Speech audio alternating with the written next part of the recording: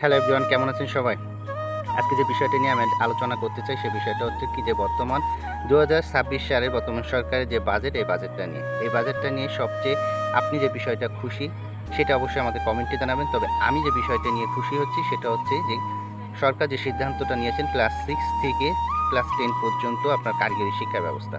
তো এই কারিগরি শিক্ষা ব্যবস্থার মাধ্যমে কি হবে? কারিগরি শিক্ষা ব্যবস্থার মাধ্যমে আমাদের সন্তান বা পরবর্তী ভবিষ্যৎ প্রজন্ম যারা আসবে তারা কিন্তু অনেক কিছু শিখতে পারবে এবং জানতে পারবে।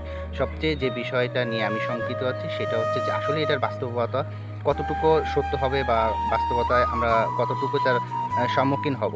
আসলে একেকটা সরকার এসে একেকটা ধরনের বাজেট তৈরি করে, কিন্তু আসলে সেটার কতটা প্রতিফলন ঘটে সেটা আমরা অনেকেই দেখতে পারি।